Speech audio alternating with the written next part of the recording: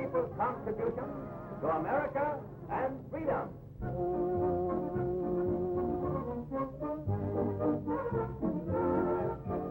Miss Evelyn C. Vaughan is back in New York after 19 months overseas. She brought back many souvenirs from Tunisia, Oran, Casablanca, Bizerte, Rome, and Naples. She went over as a staff assistant and was promoted to program director, the first Negro to be promoted. She says her next program for our boys will be in Berlin.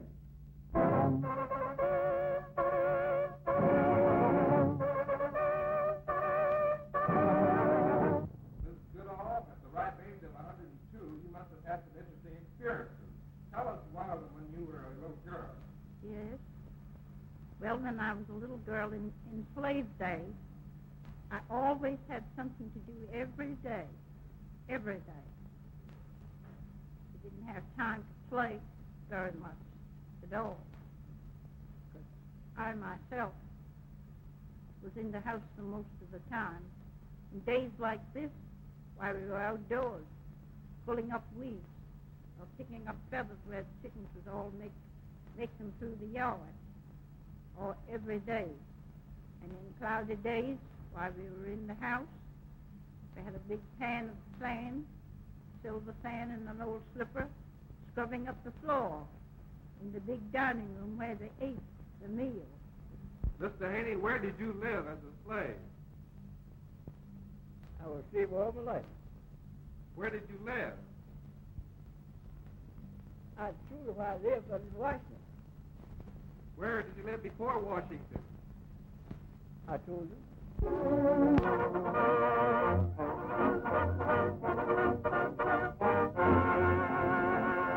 Dr. Horn, our survey shows that the Federal Public Housing Authority has supplied 116,000 homes for Negroes.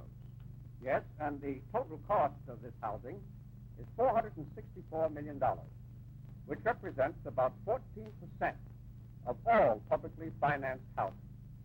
Out of all this, about one-third are temporary structures built for the war emergency, with such materials as were available. These, of course, will be removed after the war.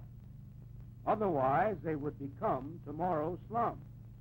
Yes, but there will still be 72,000 permanent homes, at least 90% of which will be available for our families at low rent. First, more low-rent housing. Secondly, additional space to expand our congested neighborhoods. For this, we must get the understanding and full cooperation of local communities.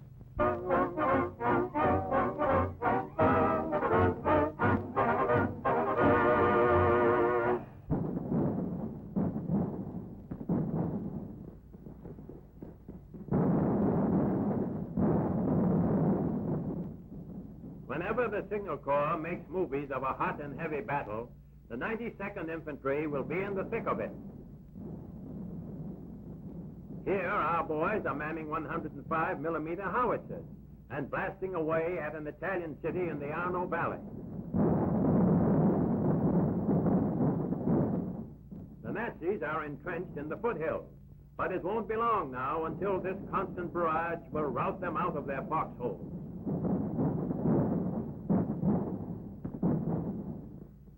The 92nd is making history.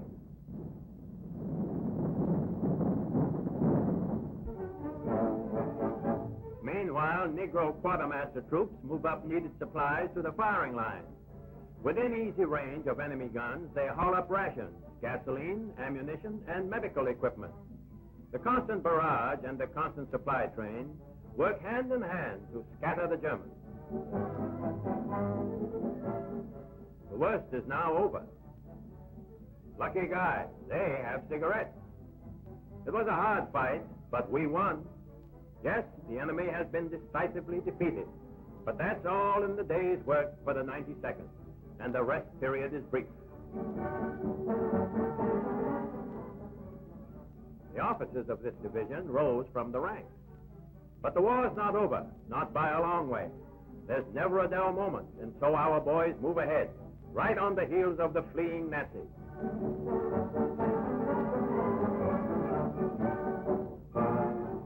The signal corps of the outfit now must establish communication lines, so strings wire with the aid of a guide pole.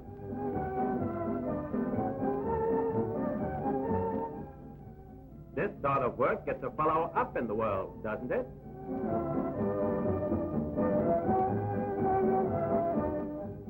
This battalion is made up of technicians, electricians, linemen, and communications experts. It is through their efforts that the troops on the move are in constant touch with field headquarters. Now they search for booby traps, for the retreating Germans always plant mines. But our lads are too smart to be caught napping. Here's one, sudden death, carefully concealed. This has to be handled like a hot pancake, and it looks like one, but looks are certainly deceiving sometimes. A whole stack of wheat. That's the powerhouse the enemy has been using. Yes, sir, the 92nd blows up everything in its way and forges ahead.